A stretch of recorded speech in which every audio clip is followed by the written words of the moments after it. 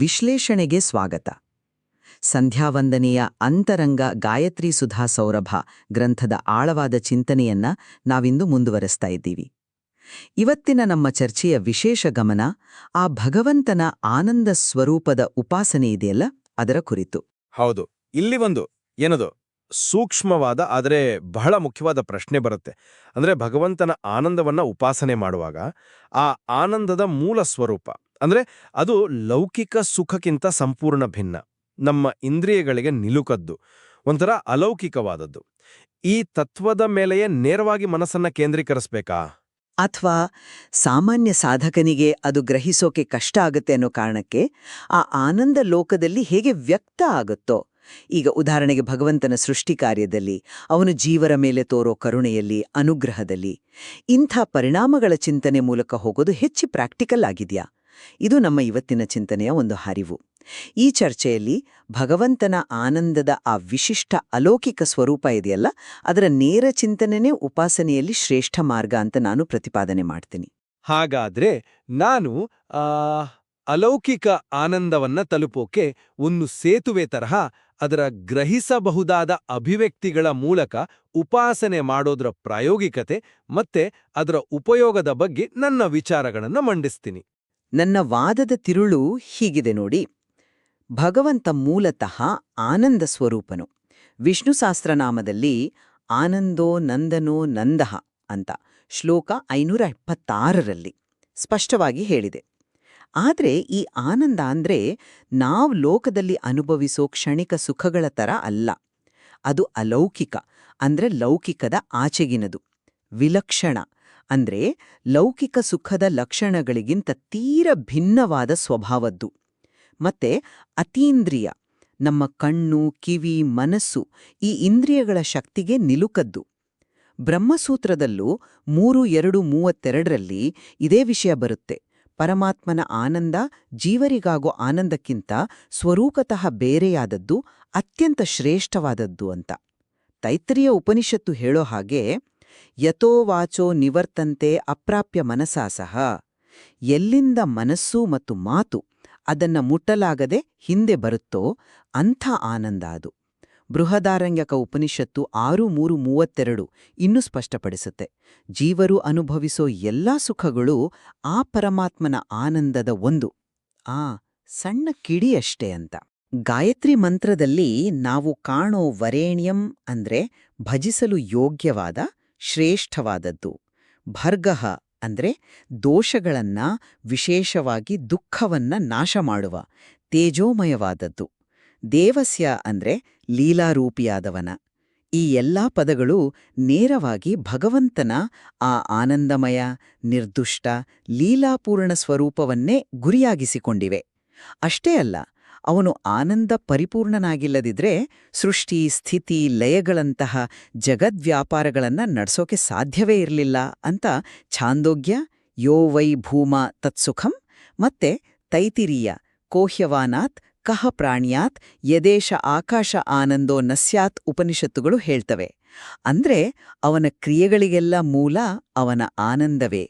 ಹಾಗಾಗಿ ಆ ಮೂಲತತ್ವವಾದ ಆನಂದದ ನೇರ ಚಿಂತನೆನೇ ಉಪಾಸನೆಯ ತಿರುಳು. ಅದೇ ಶ್ರೇಷ್ಠ ಮಾರ್ಗ. ನೀವು ಹೇಳದ ಹಾಗೆ ಭಗವಂತನ ಆನಂದದ ಅಲೌಕಿಕತೆ, ಶ್ರೇಷ್ಠತೆ ಅದು ಲೌಕಿಕ ಸುಖಕ್ಕಿಂತ ಸಂಪೂರ್ಣ ಭಿನ್ನ ಅನ್ನೋದು ಎಲ್ಲವನ್ನೂ ನಾನು ಒಪ್ತೇನೆ, ಅದರಲ್ಲಿ ಎರಡು ಮಾತಿಲ್ಲ. ಆದರೆ ನೀವು ಉದಾಹರಿಸಿದ ಆ ಉಪನಿಷತ್ತಿನ ವಾಕ್ಯ ಇದೆಯಲ್ಲ, ಯತೋ ವಾಚೋ ನಿವರ್ತಂತೆ ಅಪ್ರಾಪ್ಯ ಮನಸಾ ಸಹ, ಅದೇ ನನ್ನ ಪ್ರಶ್ನೆಯ ಮೂಲ. ಮನಸ್ಸಿಗೂ ಮಾತಿಗೂ ನಿಲುಕದ ಆ ತತ್ವವನ್ನ ಅದರ ಮೂಲ ಸ್ವರೂಪದಲ್ಲೇ ನೇರವಾಗಿ ಗ್ರಹಿಸಿ ಅದರ ಮೇಲೆ ಸತತವಾಗಿ ಮನಸ್ಸನ್ನು ನಿಲ್ಲಿಸೋದು, ಉಪಾಸನೆ ಮಾಡೋದು ನಮ್ಮಂತಹ ಸಾಮಾನ್ಯ ಸಾಧಕರಿಗೆ ಎಷ್ಟು ಸುಲಭ. ಇದು ಕೇವಲ ಒಂದು ತಾತ್ವಿಕ ಹೇಳಿಕೆ ಅಲ್ಲ, ಇದು ಸಾಧಕನ ಅನುಭವದ ವಾಸ್ತವ. ನಮ್ಮ ಮನಸ್ಸಿನ ಮಿತಿಯನ್ನ ಇದು ನೇರವಾಗಿ ಹೇಳುತ್ತೆ. ಹೀಗಿರುವಾಗ ಆ ಅತೀಂದ್ರಿಯ, ಅಗೋಚರ ಆನಂದವನ್ನ ನೇರವಾಗಿ ಚಿಂತಿಸೋಕೆ ಪ್ರಯತ್ನಿಸೋದಕ್ಕಿಂತ ಅದು ಹೇಗೆ ನಮಗೆ ಗೋಚರವಾಗುವಂತೆ ಪ್ರಕಟ ಆಗುತ್ತೋ ಆ ಅಭಿವ್ಯಕ್ತಿಗಳ ಮೇಲೆ ಗಮನ ಹರಿಸೋದು ಹೆಚ್ಚು ವಾಸ್ತವಿಕ ಮತ್ತೆ ಸಾಧಕನಿಗೆ ಸಹಾಯಕವಾಗುವ ಮಾರ್ಗ ಅಲ್ವೇ?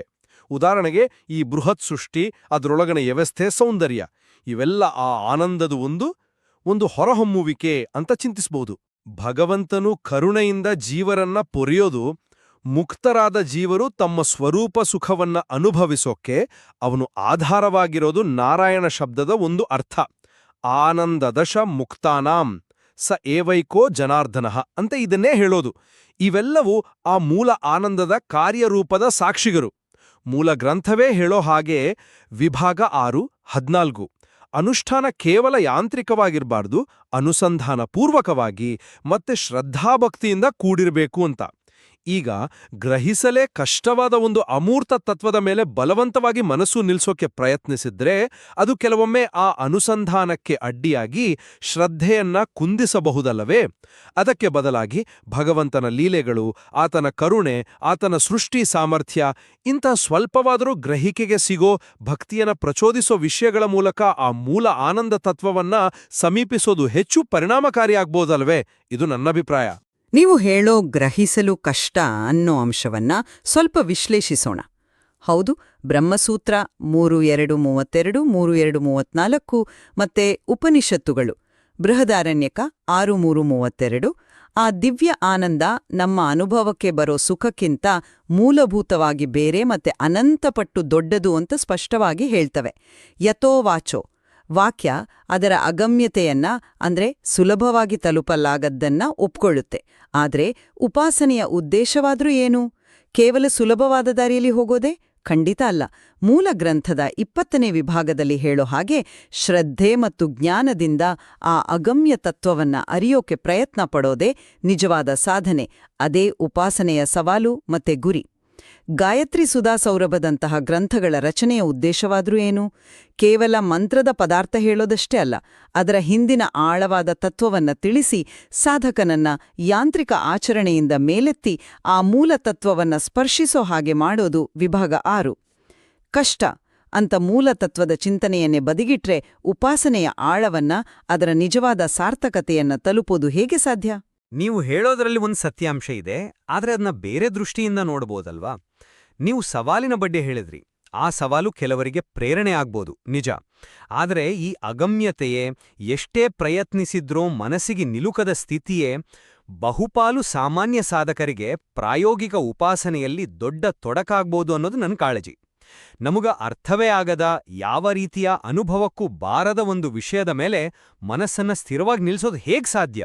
ಮೂಲ ಗ್ರಂಥದ 17ನೇ ವಿಭಾಗದಲ್ಲಿ ಅನುಸಂಧಾನದ ಬಗ್ಗೆ ಹೇಳಿದೆಯಲ್ಲ, ನಿರಂತರ ಚಿಂತನೆ. ಮನಸ್ಸಿಗೆ ನಿಲುಕಡ ವಿಷಯದಲ್ಲಿ ಈ ನಿರಂತರತೆ, ಸ್ಥಿರತೆ ಹೇಗ್ ಬರುತ್ತೆ? ಇದರಿಂದ ಸಾಧಕನಲ್ಲಿ ಒಂದು ಹಂತದಲ್ಲಿ ಏನದು ನಿರುತ್ಸಾಹ ಅಥವಾ ನನ್ನಿಂದ ಇದು ಸಾಧ್ಯವಿಲ್ಲ ಅನ್ನೋ ಭಾವನೆ ಬರೋ ಸಾಧ್ಯತೆ ಇಲ್ವಾ ಗಾಚ್ರೋಕ್ಸ್? ಹಾಗಾದ್ರೆ ಭಗವಂತನ ಕ್ರಿಯೆಗಳಿಗೂ ಆನಂದಕ್ಕೂ ಇರೋ ಸಂಬಂಧವನ್ನ ನೋಡೋಣ. ನೀವು ಕ್ರಿಯೆಗಳ ಮೂಲಕ ಹೋಗೋದು ಸುಲಭ ಅಂದ್ರಿ. ಆದ್ರೆ ಉಪನಿಷತ್ತುಗಳೇನ್ ಹೇಳ್ತವೆ? ಛಾಂದೋಗ್ಯದಲ್ಲಿ ಯೋ ವೈ ಭೂಮಾ ತತ್ಸುಖಂ ಅಂತಿದೆ. ಭೂಮಾ ಅಂದ್ರೆ ಪರಿಪೂರ್ಣ, ಅಪರಿಮಿತ. ಯಾವುದು ಪರಿಪೂರ್ಣವೋ ಅದೇ ಸುಖ, ಅದೇ ಆನಂದ. ತೈತೀರಿಯದಲ್ಲಂತೂ ಕೋಹ್ಯವಾನಾತ್ ಕಹ ಪ್ರಾಣ್ಯಾತ್ ಯದೇಶ ಆಕಾಶ ಆನಂದೋ ನ ಸ್ಯಾತ್ ಅಂತ ಸ್ಪಷ್ಟವಾಗಿ ಪ್ರಶ್ನಿಸ್ದೆ.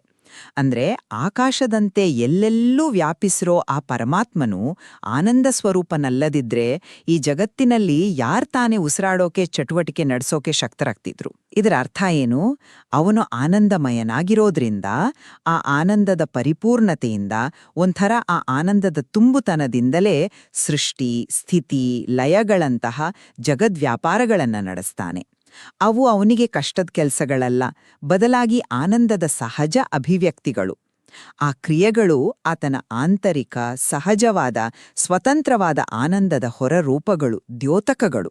ಹೀಗಿರುವಾಗ ಆ ಕ್ರಿಯೆಗಳ ಹಿಂದಿರೋ ಮೂಲ ಕಾರಣವಾದ ಆ ಆನಂದ ತತ್ವದ ಚಿಂತನೆನೇ ಹೆಚ್ಚು ಮೂಲಭೂತವಾದದ್ದು ಅಲ್ವೇ? ಸೂಚಿಸುತ್ತವೆ. ಅಥವಾ ಅವನ ಆನಂದ ಪೂರ್ಣತೆಯ ಕಾರಣದಿಂದಲೇ ಅವನು ಈ ಜಗದ್ವ್ಯಾಪಾರವನ್ನ ಲೀಲೆಯಾಗಿ ನಡೆಸ್ತಾನೆ ಅನ್ನೋದರಲ್ಲಿ ನನಗೆ ಭಿನ್ನ ಮತವಿಲ್ಲ. ಅವನು ಆನಂದ ಪೂರ್ಣನಲ್ಲದಿದ್ರೆ ಇದೆಲ್ಲವೂ ಸಾಧ್ಯವಿರಲಿಲ್ಲ, ನಿಜ. ಆದರೆ ನಾವು ಚರ್ಚೆ ಮಾಡ್ತಿರೋದು ಉಪಾಸನೆಯ ದೃಷ್ಟಿಯಿಂದ, ಸಾಧಕನ ದೃಷ್ಟಿಯಿಂದ. ಆ ದೃಷ್ಟಿಯಿಂದ ನೋಡಿದಾಗ ಆ ಕ್ರಿಯೆಗಳನ್ನೇ, ಅಂದ್ರೆ ಈ ಅದ್ಭುತ ಜಗತ್ತಿನ ಸೃಷ್ಟಿ, ಅದರ ಪಾಲನೆ ಮತ್ತೆ ಅಂತಿಮವಾಗಿ ಸಂಹಾರ, ಭಕ್ತರ ಮೇಲೆ ಅವನು ತೋರೋ ವಾತ್ಸಲ್ಯ, ಅನುಗ್ರಹ, ಅವನ ಅವತಾರಗಳಲ್ಲಿನ ಲೀಲೆಗಳು, ಇವುಗಳನ್ನೇ ಆ ಮೂಲ ಆನಂದದ ಸಾಕ್ಷ್ಯವಾಗಿ, ಅಭಿವ್ಯಕ್ತಿಯಾಗಿ, ರುಜುವಾಗಿ ಚಿಂತಿಸೋದು ಸಾಧಕನಿಗೆ ಹೆಚ್ಚು ಸುಲಭ, ಸ್ಪಷ್ಟ ಮತ್ತೆ ಮುಖ್ಯವಾಗಿ ಮನಸ್ಸಿಗೆ ಹತ್ತಿರವಾದ ಮಾರ್ಗವಲ್ಲವೇ? ತುಂಬಾ ಅಮೂರ್ತವಾದ ಕೇವಲ ಆನಂದ ಅಂತ ಚಿಂತಿಸೋದಕ್ಕಿಂತ ಆ ಆನಂದನ ಫಲವಾಗಿ ಕಾಣೋ ಲೀಲೆ, ಕರುಣೆ, ಸೃಷ್ಟಿ ವೈಚಿತ್ರ್ಯ ಇವುಗಳ ಚಿಂತನೆಯು ನಮ್ಮ ಭಾವನೆಗಳನ್ನು ಹೆಚ್ಚು ಕೆರಳಿಸುತ್ತೆ, ಭಕ್ತಿಯನ್ನು ಸುಲಭವಾಗಿ ಉದ್ದೀಪಿಸುತ್ತೆ. ಇದು ಆ ಮೂಲತತ್ವಕ್ಕೆ ಕರೆದೊಯ್ಯೋ ಒಂದು ಪ್ರಾಕ್ಟಿಕಲ್ ಮೆಟ್ಟಿಲು ಆಗಬಹುದಲ್ವೇ? ಈ ಆನಂದದ ವಿಷಯ ಗಾಯತ್ರಿ ಮಂತ್ರದಲ್ಲೇ ಹೇಗೆ ಬಂದಿದೆ ಅಂತ ಗಮನಿಸೋಣ. ಗಾಯತ್ರಿ ಮಂತ್ರದ ಪ್ರತಿಯೊಂದು ಪದವೂ ಆಳವಾದ ಅರ್ಥವನ್ನ ಹೊಂದಿದೆ. ತತ್ ಅಂದ್ರೆ ಪ್ರಸಿದ್ಧನಾದ, ಎಲ್ಲಾ ಶಾಸ್ತ್ರಗಳಿಂದ ತಿಳಿದುಬರೋ ಪರಮಾತ್ಮ. ಸವಿತುಹು ಅಂದ್ರೆ ಜಗತ್ತನ್ನ ಸೃಷ್ಟಿಸುವವನು ಮತ್ತೆ ಎಲ್ಲರನ್ನೂ ಪ್ರೇರೇಸುವವನು. ವರೇಣ್ಯಂ ಅಂದ್ರೆ ಎಲ್ಲರಿಂದಲೂ ಭಜಿಸೋಕೆ ಆಶ್ರಯಿಸೋಕೆ ಯೋಗ್ಯನಾದವನು, ಶ್ರೇಷ್ಠನು. ಭರ್ಗಃ ಅನ್ನೋ ಪದಕ್ಕೆ ಹಲವು ಅರ್ಥಗಳಿವೆ. ಪಾಪಗಳನ್ನ, ಅಜ್ಞಾನವನ್ನ, ದುಃಖವನ್ನ ನಾಶ ಮಾಡೋವನು, ಜ್ಞಾನಾನಂದಾದಿ ತೇಜಸ್ಸಿನಿಂದ ಕೂಡಿದವನು. ದುಃಖವನ್ನ ನಾಶ ಮಾಡೋವನು ಅಂದ್ರೆ ತಾನು ನಿತ್ಯ ಆನಂದದಲ್ಲಿ ಇರೋನು ಅಂತಾನೆ ಅರ್ಥ. ದೇವಸ್ಯ ಅಂದ್ರೆ ದ್ಯೋತನ, ಕ್ರೀಡಾ, ವಿಜಿಗೀಷಾ ಇತ್ಯಾದಿ ಗುಣಗಳುಳ್ಳವನು. ಇಲ್ಲಿ ಕ್ರೀಡಾ ಅಂದ್ರೆ ಲೀಲೆ, ಲೀಲೆಯಿಂದ ಜಗದ್ವ್ಯಾಪಾರ ಮಾಡೋನು. ಈ ಲೀಲೆನೇ ಆನಂದದ ಸೂಚಕ. ಧೀಮಹಿ ಅಂದ್ರೆ ನಾವು ಧ್ಯಾನ ಮಾಡ್ತೀವಿ. ಧಿಯೋಯೋ ನಃ ಪ್ರಚೋದಯಾತ್ ಅಂದ್ರೆ ಯಾರು ನಮ್ಮ ಬುದ್ಧಿಗಳನ್ನ, ಚಿಂತನೆಗಳನ್ನ ಒಳ್ಳೆ ದಾರಿಯಲ್ಲಿ ಪ್ರೇರಿಸುತ್ತಾನೋ ಅವನು. ಈ ಎಲ್ಲಾ ಪದಗಳನ್ನ ಒಟ್ಟಾಗಿ ನೋಡಿದಾಗ ಮೂಲಗ್ರಂಥದ ವಿಭಾವ 9-11ರಲ್ಲಿ ವಿಶ್ಲೇಷಿಸಿದ ಹಾಗೆ ಕೇವಲ ಅವನ ಜ್ಞಾನ, ಶಕ್ತಿ, ಪ್ರೇರಕತ್ವ ಮಾತ್ರ ಅಲ್ಲ, ಅವನ ಆ ನಿರ್ದುಷ್ಟವಾದ, ಸರ್ವೋತ್ತಮವಾದ ದುಃಖರಾಹಿತ್ಯವನ್ನು ಸೂಚಿಸೋ ಲೀಲಾಮಯವಾದ ಆನಂದ ಸ್ವರೂಪವೂ ಈ ಪದಗಳಲ್ಲಿ ಅಂತರ್ಗತವಾಗಿದೆ. ಹೀಗಾಗಿ ಮಂತ್ರವೇ ನೇರವಾಗಿ ಆ ಆನಂದ ತತ್ವವನ್ನ ಧ್ಯಾನಿಸೋಕೆ ಪ್ರೇರೇಪಿಸುತ್ತೆ. ಖಂಡಿತ ಈ ಪದಗಳು ಆನಂದ ತತ್ವವನ್ನ ಒಳಗೊಂಡಿವೆ ಅನ್ನೋದ್ರಲ್ಲಿ ಯಾವ ಸಂದೇಹವೂ ಇಲ್ಲ. ನಿಮ್ಮ ವಿಶ್ಲೇಷಣೆ ಸರಿಯಿದೆ. ಆದ್ರೆ ಮತ್ತೆ ಅದೇ ಪ್ರಾಯೋಗಿಕತೆಯ ಪ್ರಶ್ನೆ.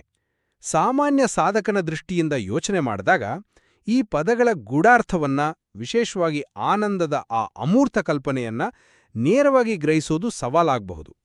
ಅದಕ್ಕೆ ಬದಲಾಗಿ ಈ ಪದಗಳ ಅರ್ಥವನ್ನ ತಿಳ್ಕೊಳ್ಳೋವಾಗ ತುಲನಾತ್ಮಕವಾಗಿ ಹೆಚ್ಚು ಸುಲಭವಾಗಿ ಮನಸ್ಸಿಗೆ ನಾಟೋ ಗುಣಗಳಾದ ಜ್ಞಾನ, ಭರ್ಗಹನ ಒಂದು ಅರ್ಥ, ಶಕ್ತಿ, ಸೃಷ್ಟಿಕರ್ತೃತ್ವ, ಸವಿತುಹು, ಪ್ರೇರಕತ್ವ, ಪ್ರಚೋದಯಾತ್, ಅನುಗ್ರಹ, ಲೀಲೆ, ದೇವಸ್ಯ ಇವುಗಳ ಮೂಲಕ ಆ ಆನಂದ ತತ್ವವನ್ನ ಅರ್ಥ ಮಾಡ್ಕೊಳ್ಳೋಕೆ ಪ್ರಯತ್ನಿಸೋದು ಹೆಚ್ಚು ಸಹಾಯಕಾರಿ ಆಗ್ಬಹುದೇ?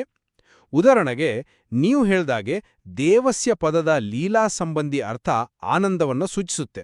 ಆದರೆ ಧ್ಯಾನ ಮಾಡೋವಾಗ ನೇರವಾಗಿ ಆನಂದ ಸ್ವರೂಪ ಅಂತ ಅಮೂರ್ತವಾಗಿ ಚಿಂತಿಸೋದಕ್ಕಿಂತ ಭಗವಂತನ ಲೀಲೆಯನ್ನ, ಈಗ ಕೃಷ್ಣಾವತಾರದ ಬಾಲಲೀಲೆಗಳನ್ನು, ರಾಮಾವತಾರದ ಪಿತೃವಾಕ್ಯ ಪರಿಪಾಲನೆಯನ್ನು ನೆನೆಸ್ಕೊಂಡು ಆ ಲೀಲಾಮಯ ಸ್ವರೂಪವನ್ನ ಚಿಂತಿಸೋದು ಹೆಚ್ಚು ಮೂರ್ತವಾದ ಅನುಭವ ಕೊಡ್ಬೋದಲ್ವೇ? ಆ ಲೀಲೆಯ ಹಿಂದಿನ ಆನಂದದ ಕಲ್ಪನೆ ಸಹಜವಾಡ್ ಬರ್ಬೋದು. ಅಮೂರ್ತ ಆನಂದ ಅನ್ನೋದಕ್ಕಿಂತ ಲೀಲಾಮಯ ಭಗವಂತ ಅನ್ನೋ ಚಿಂತನೆ ಬಹುಶಃ ಹೆಚ್ಚು ಆಪ್ತ ಅನ್ನಿಸಬಹುದು, ಭಕ್ತಿಯನ್ನ ಸುಲಭವಾಗಿ ಕೆರಳಿಸಬಹುದು. ಅಂತಿಮವಾಗಿ ಶ್ರದ್ಧೆ, ಜ್ಞಾನ ಮತ್ತೆ ಆಚರಣೆಯ ಸಮನ್ವಯದ ಬಗ್ಗೆ ನೋಡೋಣ.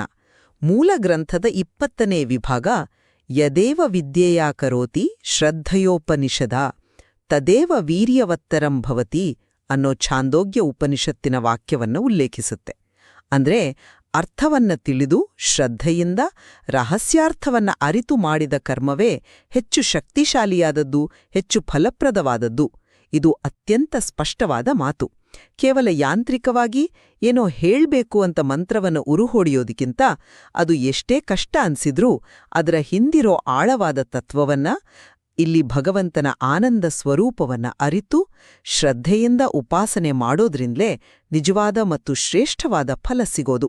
ಗಾಯತ್ರಿ ಸುಧಾಸೌರಭದಂತಹ ಗ್ರಂಥಗಳು ರಚನೆ ಆಗೋದೇ ವಿಭಾಗ 6ರಲ್ಲಿ ಹೇಳಿದ ಹಾಗೆ ಈ ರೀತಿಯ ಆಳವಾದ ತಿಳುವಳಿಕೆಯನ್ನು ಕೊಟ್ಟು ನಮ್ಮ ಆಚರಣೆಗಳನ್ನು ಕೇವಲ ಬಾಹ್ಯಕ್ರಿಯೆಗಳ ಮಟ್ಟದಿಂದ ಮೇಲೆತ್ತಿ ಅವುಗಳಿಗೆ ಒಂದು ತಾತ್ವಿಕ ಆಧಾರ, ಒಂದು ಅರ್ಥಪೂರ್ಣತೆಯನ್ನು ಕೊಡೋದಕ್ಕಾಗಿಯೇ. ಜ್ಞಾನಪೂರ್ವಕ ಆಚರಣೆಯೇ ಶ್ರೇಷ್ಠ ಮತ್ತೆ ಶ್ರದ್ಧೆಯೂ ತಿಳುವಳಿಕೆಯಿಂದ ಬಲಗೊಳ್ಳುತ್ತೆ.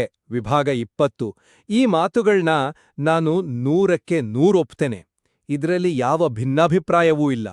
ಆದರೆ ಇಲ್ಲಿ ಒಂದು ಸೂಕ್ಷ್ಮವಾದ ವ್ಯತ್ಯಾಸ ಇದೆ.